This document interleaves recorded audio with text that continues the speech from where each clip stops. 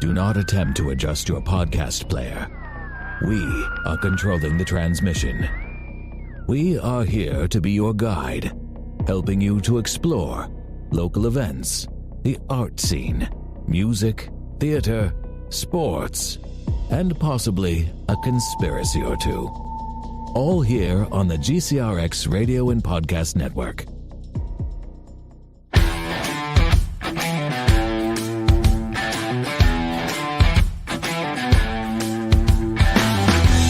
Good evening, everyone watching. That includes all of you guys who are watching live and all of you who are watching the replay. We would prefer that you watch it live so you can interact with us because today's topic is going to be really, really cool. But before we get into today's topic, which is debt myths debunked, I do want to introduce myself. I am Brian with a Y, your favorite guy. Yeah. That's why you tune in. This lovely face, this lovely voice. You know it. That's why you do it. I'm here with engineer Bill. Bill, how are you? Meh. And this evening, my special guest, I have the pleasure of sitting here with Robert Nelson the Fifth. Thank you. That is Robert with an R. Thought I'd play off your Brian with a Y, just in case you didn't know. Indeed. Oh, gentlemen, how are we this evening? I'm good, man. Doing all right? Great. How was your weekend? What'd you do? So this weekend, I got to go to a high school football game. My son plays in middle school band, and he was invited to play with the high school band. Just kind of a way of, expanding his horizon, showing him some stuff he may not have seen before. So we got to go to that. Realized that high school football is not far off from any other football. So How do you mean? As in, I always thought high school football was, kind of like Bill's response, meh. Whatever. But it's okay. It's okay. Okay, if my kid played and I had to watch this, I'd show up. That's what's up. I get it. I get it. It's you did all right. You got that. You played in the game. Yeah, Played in the game. I did see a lot of parent shirts who kids were on the bench, and I'm like, okay. I mean, they could be me one day, so I ain't mad. I'm gonna support my kid whether he bench ride or not. But I don't know what that feels like. I was varsity every year. Hey, I feel that, and I didn't play sports like basketball and football because I was always a big dude and I wasn't doing all that running. So I'm with it. I'm not even gonna lie. I didn't get this big until recently, but I was bigger than my fullbacks when I played football, and I was faster than them too, which is kind of a dangerous combination because you outrun your blockers, and then you have to trust that you can either outrun or steamroll the secondaries, and it was usually me trying to jump over somebody. I don't know. It was stupid. I got upended once, but anyway, Bill, what'd you do this weekend? Well, it was homecoming weekend, so took pictures of Andrew and walked around with his friends, and we didn't do a lot. I got some other stuff together ready to go to the new shop, but so got to watch him run around, and I'm sure he had a great time, but yeah, that's about it. Okay. You guys are from the Midwest. Mm-hmm. Maybe you can help me out because I did not have homecoming in New York. What? Yeah. What is that like? What is it and what is it like? It wasn't a thing? It wasn't a thing. No. We had prom. What? I mean, it's basically like a low-key version of prom. Yeah. Very toned. Like prom, you bust out like the tug. She was real nice. Homecoming, you just trying to have the freshest fit. Yep. Like, okay, what sneakers can I bust out? Like, what can I get this nice sweater or button up? Like, it was like fresh business casual. I don't know how to put it. If it's even a style for it. I don't know. Suits, nice dresses. Yep. But not as classy as prom. Nope. Oh man, I was a sweater vest guy in high school. I was too. Now that I thought about it, I did wear a few sweater vests. In New York, though, it's a little different. With a button up under it. Yeah, that was me too. Yeah, so I know. but I don't know if that's a good thing or a bad thing. I got made fun of, but people knew that they couldn't make too much fun of me because I would tear their arms off.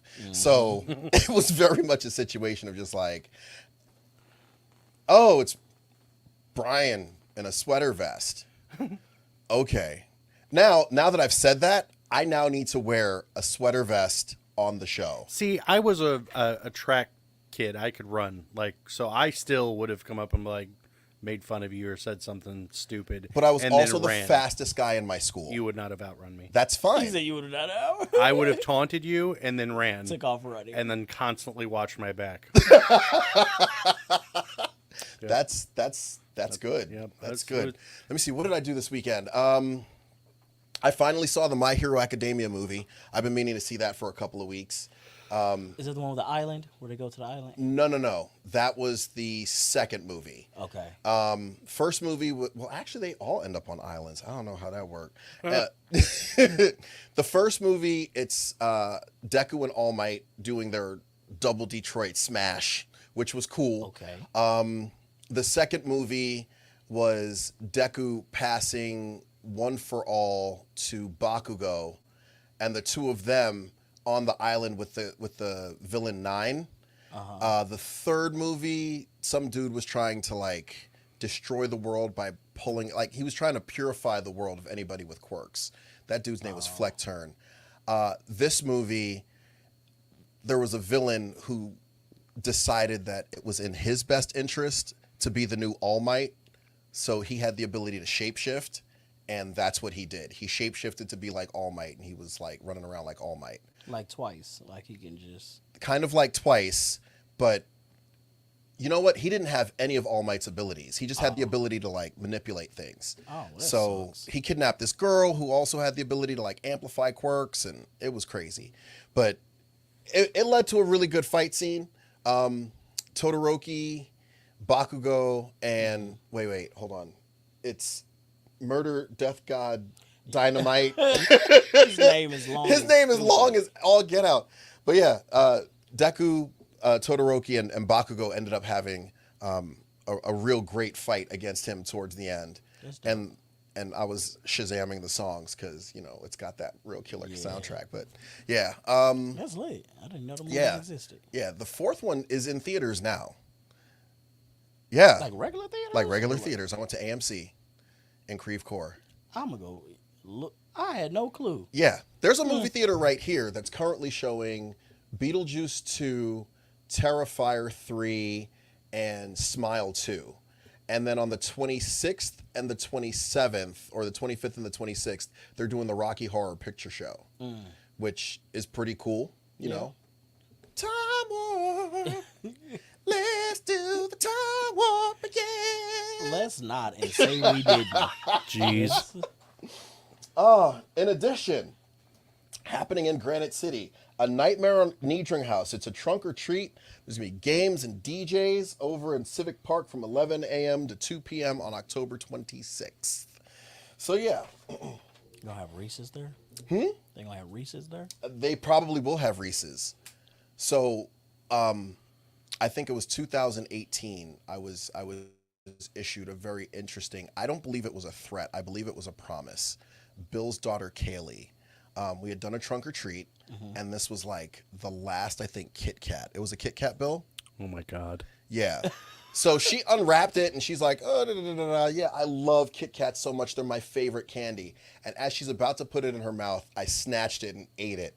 And she looked me dead in my ocular devices, straight in my eye sockets, and she said, if looks could kill, I would kill you right now. I was like, oh my God. Yeah, I feel her on that. I feel it. She was so serious. And it was the last one, too. Like it wasn't even like you could just go get another one somewhere else. Like, you had to leave the home to get it. And she was certain. Yeah. Like Yeah. outside right now. Like, let's go. That's funny. And then a couple years later, she backed into my car. Anyway, I wonder if that's what that was about, Bill. Definitely payback. Payback. That's definitely. That is what we call getting my lick back. Yo, for real. That's what that is. That's And an we're talking about, it was like expensive Kit Kat. 5 years later. Jeez. She never forgot. Boom. Oh, I didn't see you there. I'm sorry. Of course, I'll take it past. She never forgot. She was playing the long game. Yo. Yeah. Like, I'm going to get older. learn how to drive back into his car. Like, that's just the long game. She was like really plotting it out. Whoops. Yep, gotcha. In any case, on to the topic of the day. You guys tuned in for it. You want to know what it's all about. We're talking about debunking debt and credit myths. Let me give a proper introduction to Robert. Robert and I met with an R. Yes. Robert and I met as we were launching a church, and he and I got into talking about some things about money and finance, and it was like, yo, I really vibe with this dude. I like him. You want to come work with me? And he was like, yeah, I kind of can't. And I was like, it was a weird conflict of interest. I was upset. I know he's been upset about it because he went out and got all the licenses. I'm talking about like all the licenses that I told y'all I'm getting. He got them all. But he still believes in what it is that we do. In fact, his line of work is with a company called Prosperity Connect, correct? Connection. Cool. And we'll put something in the show notes so that you guys can take a look at that. But basically what they do, actually, let's hear it straight from you. What is it that Prosperity Connection does? So essentially, we help people achieve their financial goals. So through our financial coaching and our financial education, we help St. Louisans get the confidence, knowledge, and skills to operate their financial well-being. That's what's up. And that right there is what got me like so in tune with them, because I'm very much along the same lines. Yeah. We do things slightly differently, but it's for the same objective. Absolutely. So where like there's the financial coaching, there's some financial coaching on my end. Where there's like getting the debt is really the big thing, like the biggest difference, because you work more towards like credit, right? Well, it depends on a person. So remember, everything we do is based off financial goals. Right. So if the person's goal involves credit, we're all credit. If their goal has nothing to do with credit, we don't even mention it. Oh. Now, obviously, if it plays into their financial well-being, there are some things that for any financial goal, you kind of want to have these pillars established. So if we go through those and one of those is credit and the person doesn't have like any credit, they don't have good credit, it's like, okay, I get this is your goal, but we gonna have to work on this eventually. But if it's not a part of their goal, then we don't even coach with it. But yeah, it's essentially so debt, credit, and it's a facet of things. It can be car buying, home buying, savings. It can be literally any financial goal. Now, sometimes those lines get murky between finance and other spots, but typically if it's something that's not in our wheelhouse, we try to stay on the side of personal finance. But anything that's not in our wheelhouse, we refer out to other organizations. Hence the name, Prosperity Connection. We're all about connecting people to prosperity. So if it's something we don't do, instead of just saying, sorry, goodbye, we don't do that, we'll connect you to the person that does. Gotcha. I appreciate that. As a quick aside, I realized I didn't get into today's like financial tip. Mm-hmm. And granted, today's show is more about finance than anything else, but today's financial tip, when it comes to saving anything, like you need three buckets. You need something for short-term savings, like an emergency fund. Yep. Well, actually, short-term savings and an emergency fund are two different things. Emergency fund, cover 3 to 6 months. Short-term savings, 3 to 5 years. And then long-term savings, you're talking about retirement. Yep. Those are the three big major buckets that you need. And yeah, that's today's. Can you buy those at Lowe's? Can you buy those at Lowe's? Those buckets. Those buckets. Have you seen the little Lowe's mini buckets for like 98 cents a piece? Those are the size buckets I have financially. So that's all I got. Hilarious. If you can fit like $30,000 in one of those buckets, Yeah, no. have people going into Lowe's. Like, I'm ooh. looking for the short-term savings bucket. that's what's up. I appreciate this back and forth. Yes, okay, The cool. 17-year-old's going to be like, what? Like, We've got one of those. Yo, Bill and I both used to work at a big box department store. We'll just call it that, yeah? And it was the same company. And it's interesting because when I started working there, I was like, man, I kind of feel special. Like, yeah, I know things. It took me like maybe 60 days to realize I'm literally here to stock these shelves. I don't know jack about anything. Don't ask me about plumbing. Don't ask me about electrical. Don't ask me about any of that stuff. I just work here. I just work here. Dude, customers are special. You know, retail. It's just, I don't know how many times I'd have somebody come out, because I covered electrical for a while, and that gives away what big box retail establishment we worked at, the orange one. But but I covered electrical for a while, and like, so the 14 gauge wire, people always just want to come in and spend the least amount of money. But like, bro, you cannot run that for what you're trying to run. They're like, oh, well, I'm just gonna air compressor or maybe a space heater, and I'm like, no, dude, this is supposed to be for like a ceiling light. Oh no, it'll be fine. You're gonna burn your house down. Just argue with you over stuff. Because they don't want to spend the money on the copper. I'm like, bro, like there are things you can cheap out on. Go buy the cheap sink in plumbing. Like, okay, you don't care what it looks like, but don't buy the thing that's gonna burn your house down. Yeah. Those were the two major things, dude, that I always talked about. I said PTSD there. Oh, dude, I'm telling you.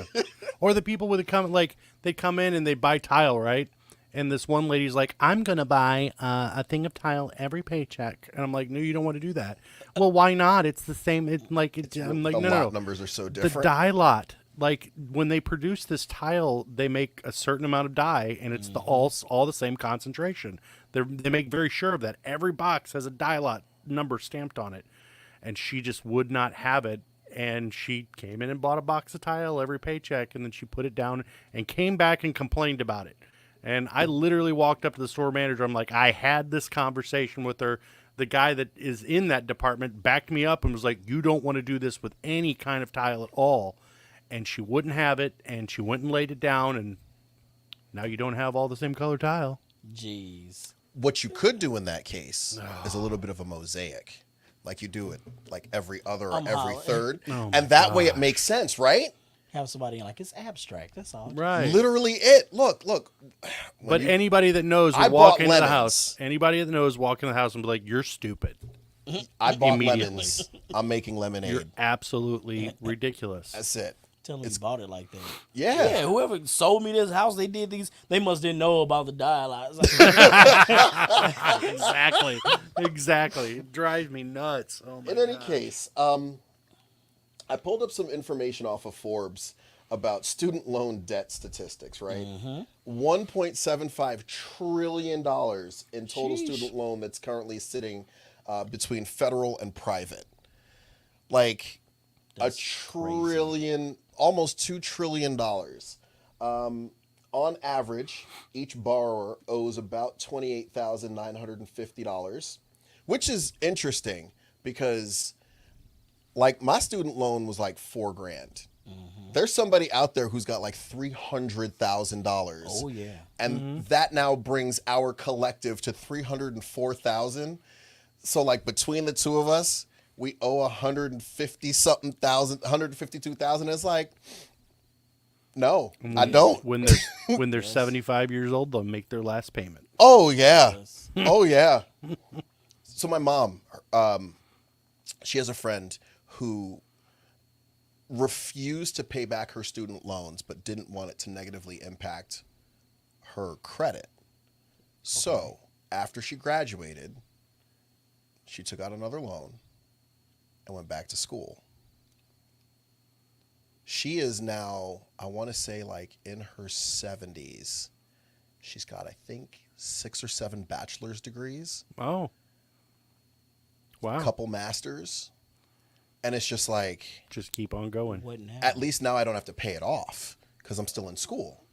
Is he just a professional scholar? Like, yeah, I mean, she has a job too. Okay. So that like pays the bills, everything except the student loan. Way to use the loophole. I can't tell you enough. Don't do this. Okay. I don't think it's a good use of your time. Like that's no. a lot of surrender. And it's the funny thing is, with student loans, the way it impacts your finances, people don't understand it. Like we get so many folks who's just going into college. Just when we talk student loans, we try to catch that community of folks because once you're in like grad school, like you are a dead set on what your career is. You you know this is where you're going. So it really don't matter at that point because I'm spending the money on this career path. But when you're new, a lot of people, for one, get forced into going to school, and it's all a pendulum swing, right? So I think it started with millennials. We were always told you can be whatever you want, you can go to school, you can do it. So now there was an uptick in people who went to college. Then you got people with random degrees like I ain't trying to step on nobody feet on it, but I'm gonna do it. Hit me with a random degree. Camera. Hold on. He's like, camera. So Go. I remember sitting in an advisor's office. I was trying to get an incomplete taken off my record, and It's never a short story with you, is it? no. This is it. This is it. Okay, less than 50 words. So I'm sitting in, and this really cute girl. She's like, "So what are you here for?" I'm like, "Oh yeah, I need to get stuff taken care of in my degree." And she's like, "Oh, are you getting a liberal arts degree?" I was like, "What a useless degree that is!" And then I saw the look on her face, and I was like, "You're a liberal arts student, aren't you?" Hey, you know what? You could go just about anywhere with that liberal arts degree. You could do anything. Hilarious. Like, I pivoted so hard, still didn't get the number. I wouldn't have let it go. I'd be like, no, you're screwed. Nope. Like, you're wasting your time. I kid you not. That was the craziest. So there's a degree. So stuff like where you like, that's great. It sounds good to have your doctrine in liberal arts, but what can you do with that? And so then you look back and you have hundreds of thousands of dollars of student loan debt that has shredded you over the years and most people do not do student loans right because there's no handbook to money. So nobody teaches you growing up most people. I mean, you got people who family do teach them, but a lot of folks, you don't get a handbook to money. So you grow up, you go to college, because you're in school, you don't have to make any payments, right? So everything is deferred. And a lot of people come to us when they're out of college. And then I'm looking at their stuff, and they're like, yes, I want to buy a car now. I got an okay job. I want to get a house. And they're like, yeah, I only owe like 15,000, 20,000 student loans. And I look, and I'm like, no, you owe like 32,000. I'm like, what? How? And I'm like, well, while you were deferring, they were charging interest. The whole time. And people don't understand that it's more useful for your future to pay on that while you're in school, so you have a lesser amount when you graduate. If sometimes you got those folks that are really, strong work ethic, that they're just grinders. Like I can get out and go to school full time, work a full-time job, and I've seen people pay off their student loan debt every year while they're in school. Good for them. It's very few and far between. I'm not saying like it's a whole ton of people that do this. I do not want to set that precedence, but literally it can be done. And you walk out of there without any debt, without any interest. And then here's the other side of it. Now they graduate. Soon as you graduate, and depending on what kind of loan you got, government's like, pay me now. So the regular way is if you get a loan yourself, government's like, pay me. If the other loan that government tends to take advantage of sometimes is the Parent Plus loan. That's where it's a loan for you to go to school, but based off your parents. Oh, so, that's fun. So you're going to drag your parents into the sinking ship too. Oh no! So here's where it gets bad. So you graduate. You're a new graduate. You come in like, I'm going to pay my student loans. It's not based off your fresh graduate income. Based off your It's parents. based off your parents who've been working for the past 20, 30 years, whatever, their income. So now you as a new college graduate got this payment that's not even based off your income. And then if you don't pay, you get late payments on your credit report. And then if you got multiple loans, student loans on your credit report, 1 month is suffice for multiple loans. So a lot of people think, I just missed 1 month of student loan payments. If you have 5 loans, that's 5 missed payments in 1 month. All of them hurting 35%. Dang. Yo. That's crazy. And we're not even talking about like $50 like a credit card. No. We're talking about 5 loans, that might be $2,500 worth of payments. Well, the government is nice on that. Like they typically give you one. That's what tricks people. The government will say let's say you don't have the Parent Plus and then you go for income based. They say, okay, well, you just graduated, you make $40,000 a year, $35,000 a year. Your payment is $250. Well, you thinking like, oh man, just $250. This is great. I got like 8 loans on my credit report. Well, that one payment is suffice for all of your loans. So if you're you not miss even. that one, you think, oh, I just missed one $250 payment. Like I'll bounce back. And then obviously people are not thinking about their credit health at that young of an age. Most people. So they don't worry about it. But then they go to buy that house, and it's like, man, you got 12 months worth of late payments times 5 because you have 5 student loans. And now we got to wait 7 years for this to fall off. And, it's going to be some time before your credit bounce back from it within that 7-year period. So in a situation like that, what would be the best, most economical way to kind of like get caught up, so to speak? So first thing I always tell people to do, you're in bed with the student loan provider, go back to them first and foremost. Go talk to them, get in their good grace. Because by this point, if you're at a delinquent status, you've been delinquent so long, you cannot afford the payment they're giving. They're not going to let you pick a payment, so they're just going to throw you some random payment. But you can talk with them, basically let them know what you've been going through, if you had hardships, or even if you just like, I was young, didn't understand what I was doing, they'll work with you. But essentially, you have to go through a program to get back in a positive status. And what they'll do is for 6 months, they'll give you a payment. They determine the payment. And then you just got to pay that payment for 6 months. After that, your loans are now back into the current like regular status. Then you can apply for income-based payments. That'll stop the bleeding from the late payments. The only other thing that's going to fix it after that is the same thing that got you there, which is time. It took time to accrue them late payments.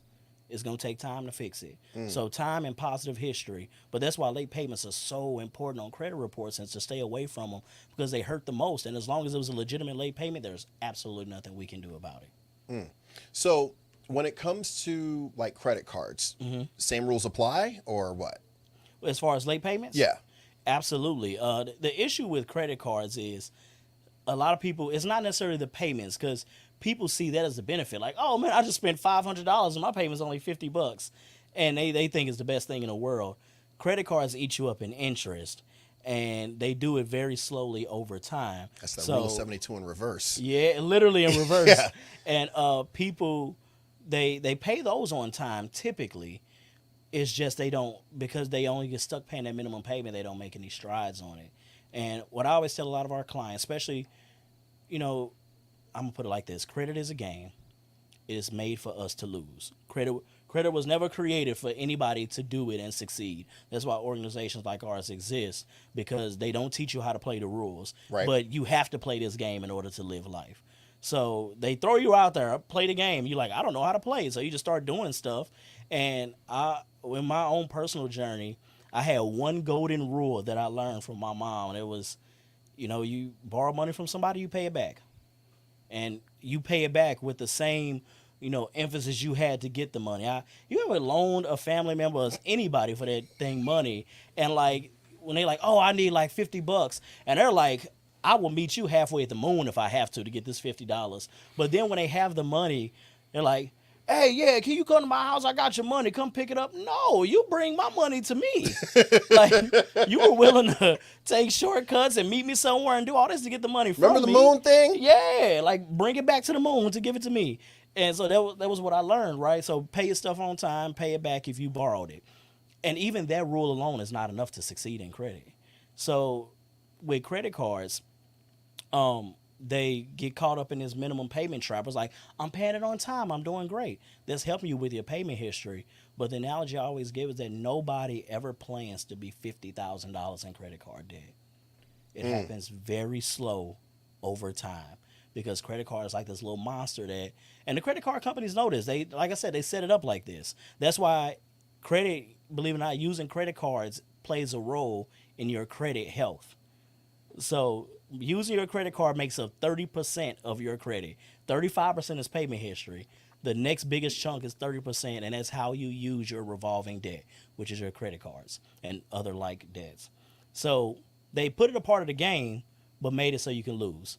So people use it, they get to the max, but as long as you're paying on time, credit card companies will increase their max, and they'll keep increasing their max, and people get more credit cards. And it helps your credit because you got on-time payments, so other places will give you cards as well. You increase those limits. I'll give you a funny story. the first time my credit card ever increased, I had a $300 credit card, and I just basically got this card to play the game of credit, and they increased it to $500 the very first time they ever increased it. They did it on my birthday. Wow. They know. They know. They know. Like, oh, hey, happy birthday. Here's an extra $200. Yeah, because they want you to get in that $50,000 debt. Mm-hmm. And so that's the thing that kills people with credit cards. So, yes, same rules apply to student loans, but no, it's not as harmful in credit cards because people like the low payments of credit cards, so they pay them. Now, given it's funny, when they get like 6 and 7 of them, you have these low payments to 7 cards. That's one big payment. Yep. So I've seen people, it was like $500, $700 a month. In minimum payments. Yeah. But it's like to 8 or 9 different cards. It's like, yeah, it's $50 here, $100 there. But this adds up, bro. This is a nice portion of your income going to credit cards. It's like, hey, I got Amazon Prime, Netflix, Hulu, Disney Plus. Like, $15.99 doesn't seem like a whole lot for just one. No, they've engineered that too because they knew they were smart. They knew the cable was going away. Right. $170 a month for your cable TV subscription. They're like, okay, well, if we all offer different content that's valuable that you want to watch, then you'll pay each one of us $15.99 a month, which is what the cable company was doing. They set out at the beginning of the year and they negotiate and they say, okay, it works out to about, $17 a month or whatever per customer to add this channel to our network. And so when we put all that together, plus all the channels that nobody ever watches to add to their package of 175 channels, it's $170 a month or whatever, and there's a few freebies in there. And yeah, so basically like Fox 2 and Channel 4. We're paying for cable Free again. V. Yeah. Free V. Has anybody watched a movie on Free V? I've seen it. Yeah. I mean, it's like Tubi. It's like Tubi. Yeah. Tubi movies are hilarious. It's like they found the absolute worst actors and was like, that guy. I was at a mechanic shop. I was running the shop, and I kid you not, this dude walked in. He goes, "Hey, does that have Tubi?" And I'm like, "I guess," because at that location, and it actually kind of put a little nugget in my head. I was like, "Ooh, I could have movies while I'm here." Okay, cool. So I brought in my little Roku, and they had a Roku at the shop. And dude was like, yeah, look for this movie. I'm in it. And I was like, oh, that's pretty cool. Terrible movie. I was like, is it about chess or is it about like bands battling with guitars and stuff? Like, what is going on right now? I don't know. Okay. I mean, I've got stuff to do. So like, most productive I've been in a long time. Like at that job, I was like, hilarious. Yeah, it was. He left feeling happy, like, I got a new fan. Yeah. That movie was terrible. Something about Knights, but not N-I-G-T-S. It was K-N-I-G-T-S. It's like Knights, like Knights. Okay. I don't know, but it also had something to do with rock and roll or something weird like that. I don't know. It was weird. Wild. But yeah, so 30% of your credit history, or rather your credit health, is credit history. Is credit, how you use your credit cards. So it's the proper terminology. I try to stay away from them because I care more about people understanding the concepts than they do about understanding the terms. But it's credit utilization. How are you utilizing your credit card? So essentially, here's the rule. And y'all probably heard this. People say like, oh, you want to stay under 30% of your limit. So 30% is actually what industry is worst case scenario. So essentially meaning you want to keep your credit card balance 30% of your limit or less. So if you have a $500 card, you want to have it at $150 or less. That's industry standard. Fun fact, that bare minimum helps your credit. So it's like you just get like the basic benefits of doing that. That's why we call it worst case scenario. If you want the optimal help from your credit card, you want to be 1 to 6%. That's how much of your limit you want to use. Notice I said 1. I didn't even say 0. Do you know it benefits your credit more to have 1 to 6% on a credit card than to have 0? Do you know what it is? What the industry calls people who carry a zero balance on their credit card? I do not. I want to know. Deadbeats. I knew you was about to say so. Deadbeats, because they can't charge interest on zero. Uh-huh. I remember at one point I had a credit card, and I was like, ooh, I'm getting out of debt. Whew. And I paid off the credit card. I was like, yeah, that's sitting at zero. And I was so excited that it sat at zero. And then like 3 months later, they closed the account. I was like, wait, no, wait. I had a Care credit card, and it was at zero for a very long time, and they finally just like, yeah, we're done. Yep. Yeah. They don't want and you. and a closed account, like if you've got a $3,000 balance, like available balance, and then you lose like 300 because they've closed the account for you, that does more harm than good. It's like, oh man, like if you were carrying, let's say, a 50% balance, right? So you're 15 of that 30 of that 3,000. Okay, 1,500. Cool. Well, now it's 1,500 of 2,700, which is a higher percentage, which is also bad. Yep. So it's like, well, I like to keep it at 50%. No, it's under 50% now. So yeah, that is a slippery slope. I don't even try to play that game. I try to keep it as low as possible. Which is why, and I've seen it happen, where people will take like the Amazon Prime, the Hulu, the Disney Plus, they know, or their phone bill even, they know they're going to spend that money anyway.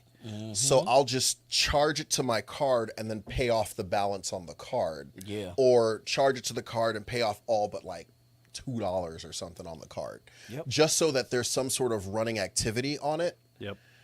And then playing the game. That's how you do on their birthday, they get that, hey, we increased your balance right. by $300. So, those the two I just talked about, 35% and 30%, on-time payments, credit utilization, 15% of your credit is based off length of credit history. How long can you keep positive history happening, and how long can you keep negative history away from you? Now, remember, I'm not using textbook stuff because I care about the concept more than I do about the terminology. But so length of credit history, this is something that in most cases we cannot control because installment loans have an end date. So think about student loans, mortgages, car loans. At some point, you'll be done paying on those. So once you're done paying on them, those accounts close. When those accounts close, all that history goes with it. Yep. So it hurts your credit. And it hurts your credit 15%. So that's that 15%. I remember when I first got into finances, I learned this trick from one of our partners, actually bank owners, and they taught me this cheat code, and I've been doing it ever since. So he said, I'm going to show you how to solve for, let me put it like this. The initial advice came from them. It was taught to me from a mutual person that we all knew. So I don't want to make it seem like those owners came directly to me, but it was all in a circle of folks, and that's how they showed me. But essentially, they said, I'm going to show you how to solve for 80% of your credit. That's 35, 30, 15. That's 80% by doing one thing. And I was all ears. I'm like, what? How? I would be so upset if like the internet broke and suddenly we like you're trying to tell this 80% and then suddenly, and I'm over here stupidly talking about it. But go ahead, yeah. Like, so what is the 80%? How do you solve it? So 35% payment history, 30% credit utilization, 15% length of credit history. So essentially, here's the story. Bank owners, when they got married, they decided, we going to be driving around to all these different branches. They drive SUVs. Like, we're not going to try to budget and, like, worry about gas money throughout the month. They just got a credit card strictly for gas. Both of them had a copy of it. And then they would use that all month for gas, pay it off at the end of the month. And that's how they got around. So this card, the payment was due the top of the next month. So they would typically pay it off the middle or the end of the prior. So it's, we're October, let's say the payment is due November 7th. They'd have it paid by like now kind of thing. Okay. And they do that every month. Within doing that, they solved this 80% puzzle here. So I'm going to run it down. 35% payment history. They paid it on time every month. It was paid before the due date. Before, right. 30% credit utilization. They were only using it for gas.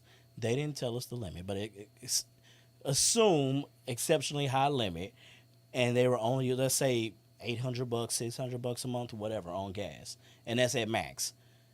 Then, length of credit history, they've been doing this since they've been married. They've been married 35 plus years. Wow. 80% of their credit, one credit card. So when I learned that, I was like, yo, I'm doing that. Like, that's me from now on. Now, here's the thing. One of my big things I always tell folks in the financial world is that finances are like thumbprints. Like, it's different for every person. So I always tell our clients, eat the fish and spit out the bones. Like, take what's useful, Okay. get rid of what's not. Like, if it's going to be helpful to you, keep it. If it's not, get rid of it. So one thing I had to do for myself, and this is, you got to do some soul searching and understand who you are. I knew I couldn't do that how they do it because me and gas stations get along. Oh, yeah. I like taquitos. I like slushies. I knew if I had a gas credit card, it would turn into a snack credit card real quick. Do you remember the movie Reality Bites from the 90s? Uh-uh. So there's this great sequence where I think it's Drew Barrymore. Do you remember Reality Bites? There's this great sequence where homegirl, she graduates from college. Her father says, oh, as a college gift, I'm going to give you a gas card. And he gives her a gas credit card. And homegirl runs hard on times. And she's like, okay, so I need the points. This is what she tells people. She's hanging out at the gas station. How much gas are you going to put in your car? Oh, like $20. Okay, great. Give me the 20. I'll do it through my card, and that way I can get my points up. And they were like, oh, I'm doing you a favor, and I'm still getting the gas or whatever. And she'd put like $20, $22, $23 in. Cool, no problem. Her father, at the end of the movie, there's a voice recording on the voicemail. What did you spend at the gas station? He was so mad. Hey, that's wild. Yeah, she got the gas card, but he got the bill. Yeah. So, yeah, but she would do those transactions so that she could get money so that she could do the things that she was looking to do throughout the course of the movie. And I was like, that's crazy. Imagine that, but with snacks. And that's Bro, so that's I'm with you. Yep. So I knew I couldn't do it like that. So what I did was kind of what you said, Brian. I would take that card, that $300 credit card, charge Netflix to it. At the time, Netflix was like $9.99. This tells you how long ago it was. Yeah, now it's like 20 or 22, $15.99 for multiple screens, and so stupid. So I took this $9.99 Netflix and I charged it on this card. It got good content. He's like, I pay it. But I put that on this card, and then I took that card, threw it in the back of my drawer, and never looked at it again. Set up auto payments on an app. So then I had the perfect cheat code because now my credit is working in the background, and all I have to do is make sure I got $10 to $12 on my card at all times. So the credit card will charge my account automatically, so I don't have to ever worry about being late. The only thing that's gonna hit that credit card is Netflix because I'm not charging nothing else to it. $300, I'm only spending $9. I'm well under my 30%, 20%. I'm definitely within that 1% to 6% range. And I've had this card for, it's been probably like 8 years now. So I'm on the roll. I've been doing just like they taught me. But the thing is, I had to make it work for me. Right. If I knew, and that's where you got to know yourself. If I had done it how they do it, I'd have ran up that card. I just know me. Like, it is what it is. So hot dogs at 2 a.m. You'd be like, yo, man. Ooh, just put it on my gas card. Yeah. It's definitely been me. Don't let it That's what's up. So 30%, 35%, 15%. That's 80. That's 80%. What does the last 20 look like? So the last 20, first is broken up into 10%. That's annoying. First 10% is inquiries. So there's two types of inquiries you can get in your credit. You can get a hard inquiry or a soft inquiry. Essentially, 10% of your credit is affected by when you have someone pull your credit report. That's what an inquiry is. Now, does that count if you do like an annual credit report and you pull your own report? Glad you asked. So that's a soft inquiry. So soft inquiries. Even if you pull it? If you pull it. That's a soft inquiry. So soft inquiries do not hurt your credit. Hard inquiries do. Typically, here's the rule. Hard inquiries are when you're looking for something. I'm looking for a car loan. I'm looking for a credit card. I'm looking for a personal loan. When you're looking to obtain something from this transaction, it's typically going to be a hard inquiry. Soft inquiries are usually educational. I'm trying to see what my credit score is. I'm trying to see what's on my credit report. With those mindsets, you can play around with that rule. Here's the thing. Sometimes it can get very murky, whether it's hard or a soft pull.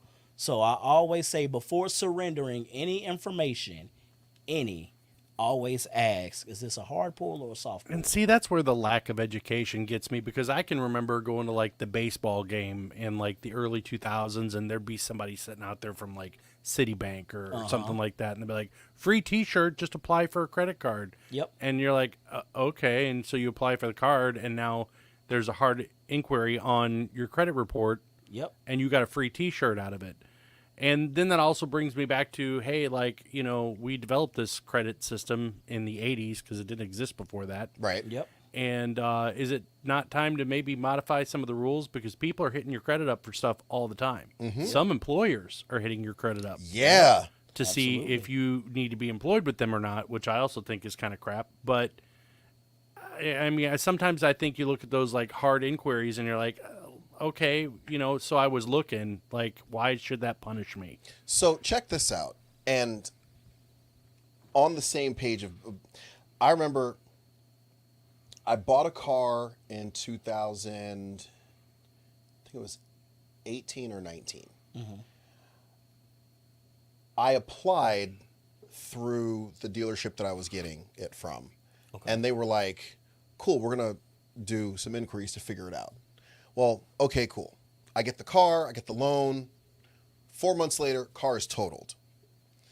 So I'm like, all right, in the market for another car. So I go to another dealership. And at that point, I think there were 9 hard inquiries on my report because they were like, let's check this guy, let's check this guy, let's check this guy, let's check this guy. At what point during those 9 did it become, yeah, you're definitely not getting, because now the previous X have now impacted your credit score in a way that's really negative? So I'm gonna answer both of those in one answer here. So the rules have changed a little bit. Remember I said this is a game set up for us to lose. So they're not going to change it enough that it makes sense to the average consumer. Right. But essentially this was put in place to stop fraud and people with ill intentions. Mm-hmm. So if my goal is to go get a credit card just to run it up and run off on them, if there are no consequences for getting my credit pulled, I could do that all day. Because it's going to take 30 days for all that to hit my credit. After 30 days, I done ran up thousands and thousands of dollars. But if you get inquiry after inquiry after inquiry, at some point you're going to stop getting approved because they're going to hurt. Now, industry, they realize this, right? And they said, okay, this is unfair to people who are purchasing cars or purchasing homes because you want to shop around for the best rate. Mm-hmm. So the way they changed their rule is when you're purchasing a vehicle, and I can't remember what year this rule became in place, but when you're purchasing a vehicle, so you have an inquiry specific to an auto loan purchase, you have 14 days from your first credit pull to get as many pulls for an auto loan as you want, and it will only impact your score once. Oh, that's good.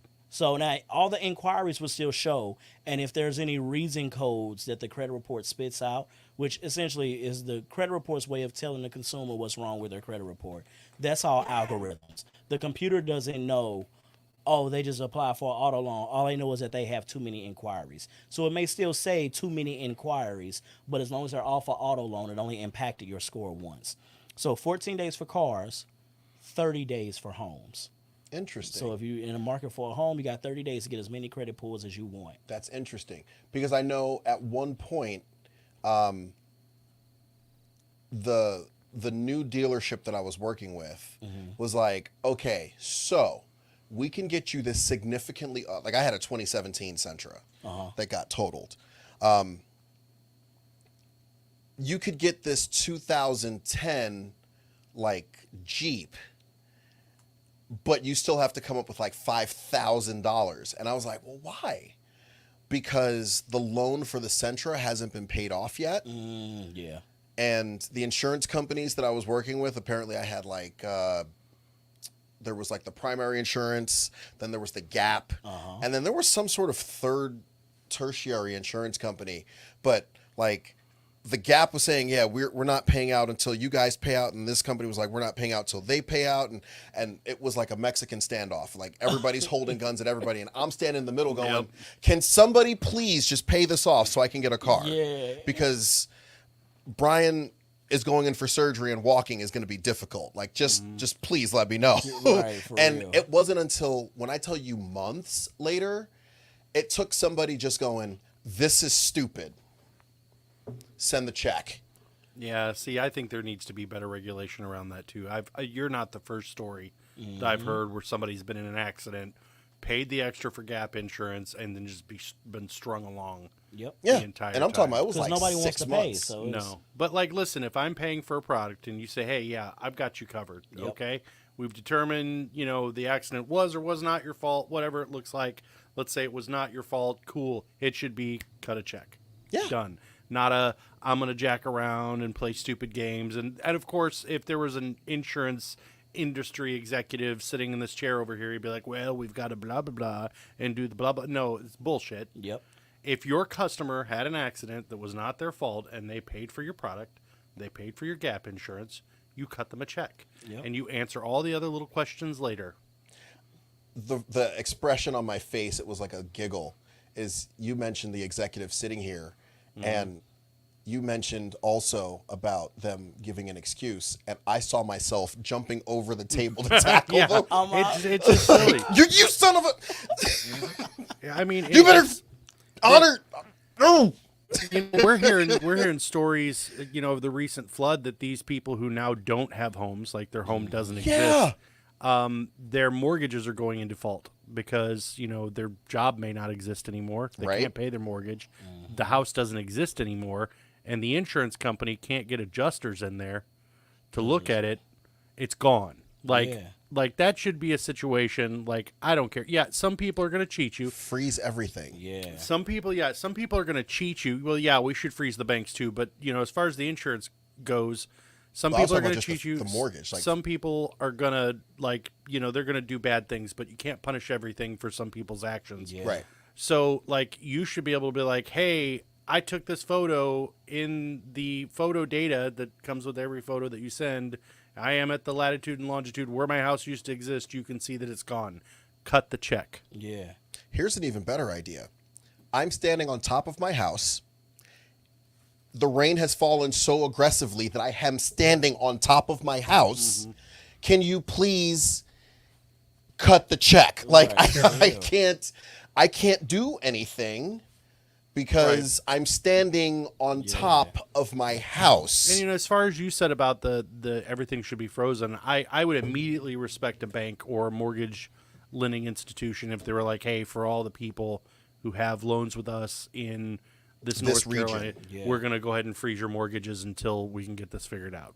I would be have beautiful. the ultimate respect right off the bat. Absolutely. I'd be like, my gosh, that's amazing. But you don't see these companies doing that. No, and the banking industry is rigged in a way that it is so volatile and financially violent to people who aren't making a whole lot of money. Yep. Banks, majority of their money, overdraft fees. I didn't have the money for the thing that in the first place, and now y'all charge me an extra $25, $35? To the point where they've had to make extra legislation about it Yeah. because they knew that it was a predatory practice. Yep. And it's just so incredibly asinine. And then what really kills you at the end of the year is when you look at those earning reports. Oh, we made It's record profits, we made $400 billion this year. right. And like 300 of that was off of the backs of people who couldn't afford it in And the first place. Don't get me wrong. Don't go out and get a loan if you can't afford it and Right. you're not going to be able to pay it back. I've seen that too, where people get into their workplaces, running overtime, mandatory overtime, and I'm just making money hand over fist. So I'm going to go out and buy a big boat at a payment that I would not be able to afford if I was working my normal amount of hours. And Right.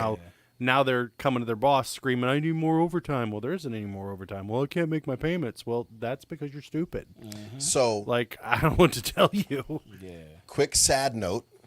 No. No, seriously, and I don't know if you weren't there for this conversation yesterday.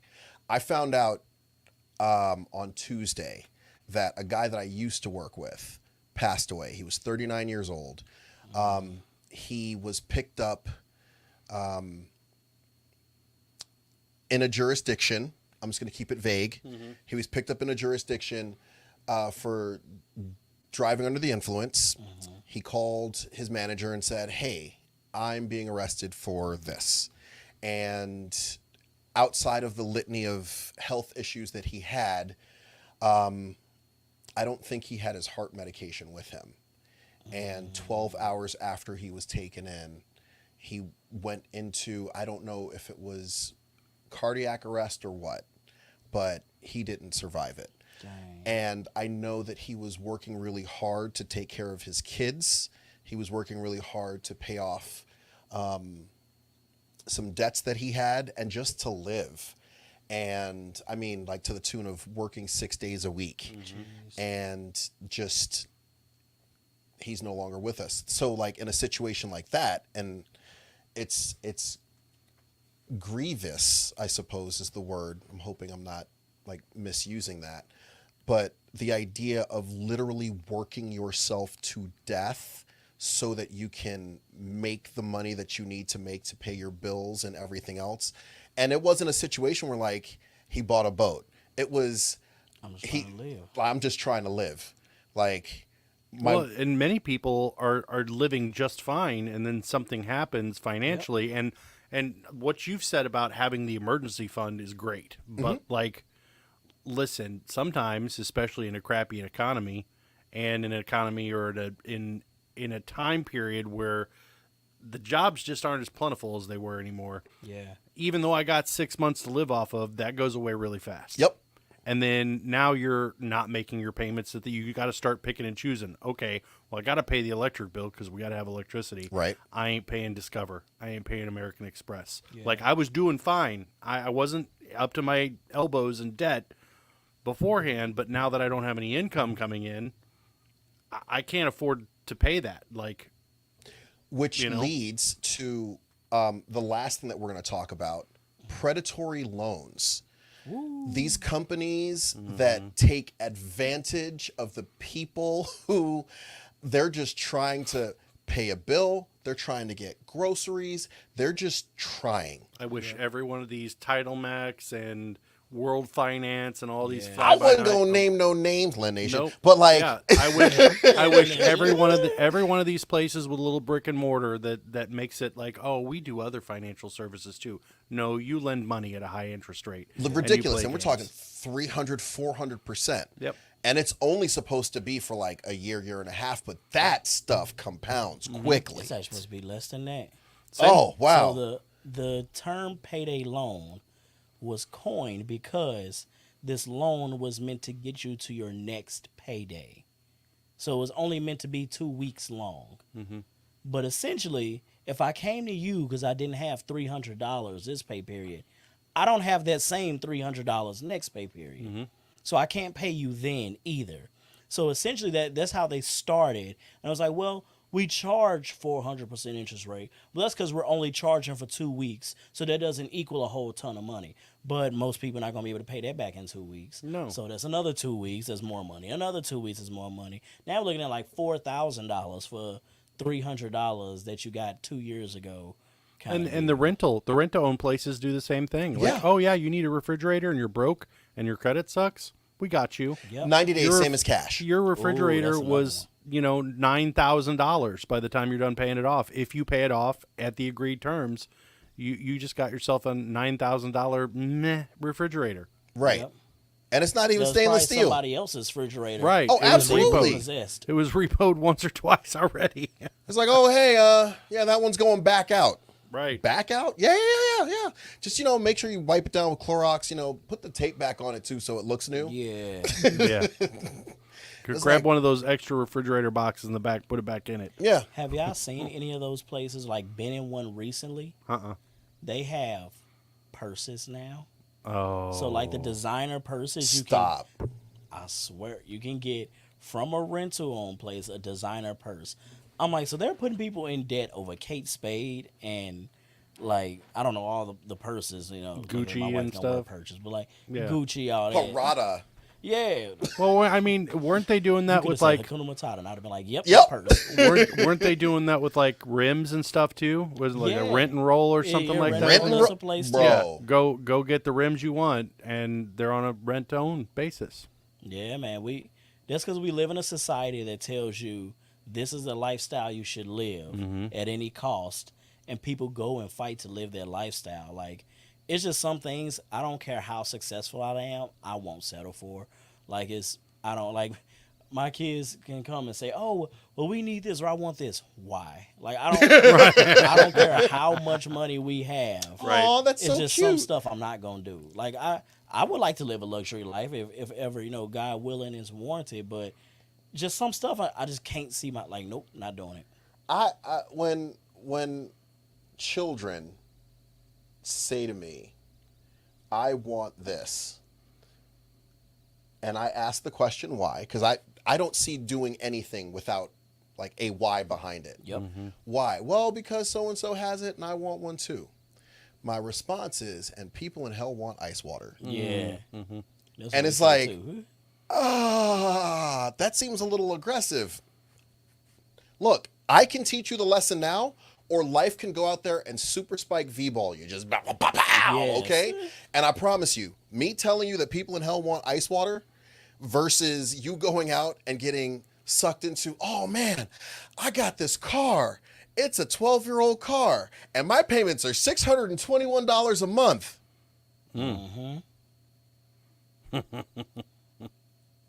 Girl, boy, do you realize that you could have just saved a couple dollars every pay period and then just gone and bought you that same car cash Yep. but I need the car to get to where? How are you getting to work now? Right. Keep doing that. I used to work with a dude who at a moving company, and he was an addict, and he told me, you know, God delivered him through a whole lot, and it was like, all right, cool. Dope. And he said part of my humility was taking the bus to work, and the bus didn't leave him at work. It left him like maybe 3/4 to a whole mile away from work. So he had to then walk to work, do the job. When he was done, walk back, and okay, cool. So he ends up getting, he saves his money, buys the car that he wants in cash, and now he's got no payment, and he's like, this is great. And like, that's, I think, more of a flex than I bought these rims, you know? Absolutely. Because what happens, I mean, have you ever seen the roads out here? You crack one of those rims, you're still on the hook for it. Yep. Okay, like that's still a thing. It's I bent a rim. I have steel rims. I bent a rim in Solar dropping into a pothole. I bent the rim so badly, it cracked my hubcap. It went boop. it just went off. I was like, Listen. Our children are so uneducated about finance. and that's why that we're doing this. There are so many people that think that if let's say you do a stupid thing, you go out and you get a car and you decide to drop your insurance and you wreck the car, and now you're just SOL because you know nobody's going to cover it. Nobody's paying you back for what you lost. Yeah.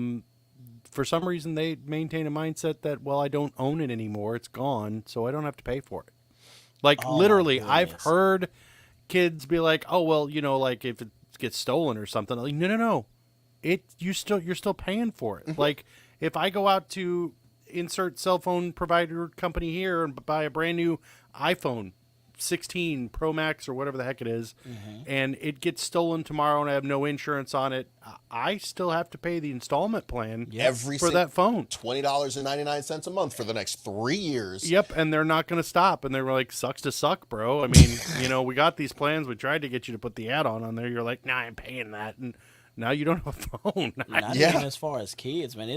I know grown adults who do not understand that. Like, so me and my wife in the financial industry, And when she left the industry, her last role she held was in a collections department, essentially. So collecting on like old loans and all. Some of the stories she said she would call people. The lady's like, "Why are you calling me? Do y'all not understand I'm at work?" She's like, "Yes, me too. That's why I'm calling you." And if you met his wife, you would understand. Like, she's one of the gruffest but sweetest people ever. Yeah. You know, like, I love her. She also scares me. So I never want to cross her. But she would run into there where she's calling like, "Hey, we calling about this car loan. Like, that car broke down on me." That car is like, Okay. You and they still own think it. I'm not driving it no more. I don't have to pay on it. It's like, no, that's not how. And I'm talking adults, like people who are well into adulthood. Like, you should understand how this works by now. They don't. And People they don't. It's like I said, there's no handbook to finances. So most of you just get out here navigating this world without no clue on how to do it. And I know that they've started to improve, at least in our school district, they've started to improve, kind of trying to educate kids. But there's still a lot of missing stuff. Like people, I still hear people being like, "Well, I've been paying on this mortgage for the past 10 years and it ain't moved hardly at all." That's how it works. Last Bro, week, we talked about the rule of 50-25. Yeah. Like, bro, it's just interest right now. Like, that's how this works. And like, the worst type of loan, okay, because studying for the MLO, they were talking about balloon payments, which are absolutely horrific. Oh, yeah. I'll give you a quick example. $300 a month every month for the life of the loan, and then the very last payment, let's say you borrowed $300,000, and for 30 years your loan was $300 a month, and it's actually more like 29 years, 11 months, $300, and then the final month is whatever was left over. Yeah. So those are awful. Interest only are awful. The first 10 years we're only going to pay interest. adjustable rate mortgages. Arms. Yep. ARM, literally. ARM. The acronym is ARM, adjustable rate mortgage. Yep. As in, Don't ever. you will lose your arm paying this thing, okay? Yeah, I don't know how many people I heard were like, "Oh yeah, my house payment's $600 a month. It's pretty good." And then like, "Man, my house payment went up to $2,700 a month." How'd that happen? Because it's based on the LIBOR, which isn't even here. The London Interbridge Yeah. Operating Report. Yeah, whatever. And it's not. It's not. It's literally London we're talking about here, okay, people? Like, Yeah. not even. Which I blame lenders, because you should educate people who are trying to get those products. Like, I've had clients who ARMS worked for, but it's for a very specific person. Like Yep. we had a couple who just graduated. They knew they wanted to get married. They weren't quite sure if they wanted to plant their flag in St. Louis, but they did want to buy a house. So they took advantage of this cheaper rate for the ARMS. Subprime rate, and yeah. and it was like, we'll get it if in 3 years we decide this is not where we want to be, we'll sell it, then go somewhere else and buy a house, but we have the cheaper interest rate now. And if not, you can refinance. And you Right. can refinance. Yeah. So, and like in those terms, it's like, I get it. But if you like, I know for a fact this is where we're planting our flag, we're Nope. staying here, you should not be in the ARMS. Nope. I had a friend back in New York, and we'll end with this. The mortgage was $3,000 a month. Oof. Because it's New York. I was like, that's New York. Okay, but it was an 80-20 loan, so they avoided private mortgage insurance by doing 80% on a first, 20% on a second. So they get $400,000 house, 80% of it is on one loan. The second loan, the 20%, is a 15-year. Cool. Both adjustable rates. Oof. Oh my Jesus. So their mortgage insane. goes from $3,000 a month between the two mortgages to $4,500 a month, and they were struggling to pay the $3,000 a month. Now, Dang. at what point did this happen? The market crisis in 08, 09.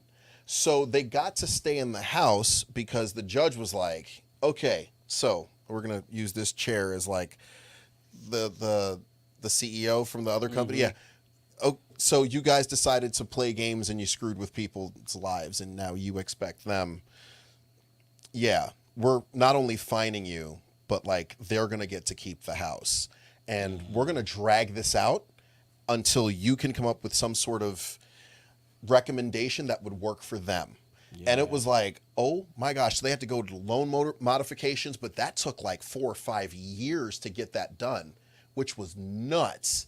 And it was absolutely wonderful. And I see where people get themselves into things by, agreeing to stuff that maybe they're not fully educated on. Mm-hmm. And that education, for the most part, does need to fall on the lender. Right. Or whoever is the lender, obviously. But like at the end of the day, too, when you see all these financial institutions and they're making the record profits. Yep. And you've got, defaults on mortgages and credit cards going through the roof. Mm-hmm.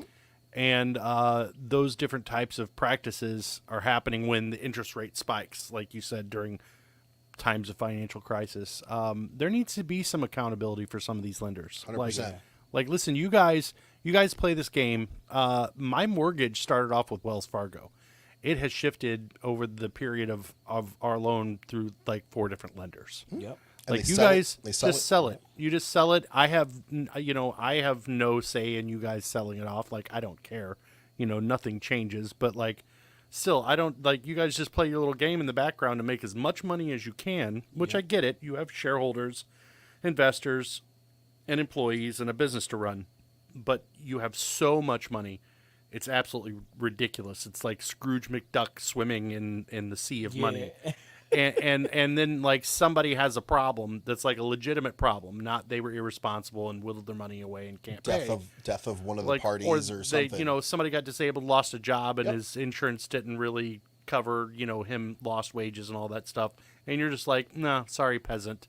I guess you're just screwed. Yeah. Like, no, that is horrible. Very. And there needs to be regulation against that. And I mean, like, listen, they'll let these insurance companies do everything, like pre-authorizations for procedures that are like, it's stupid, like let's get in and let's fix this so that we can make sure people are educated, number one. Right.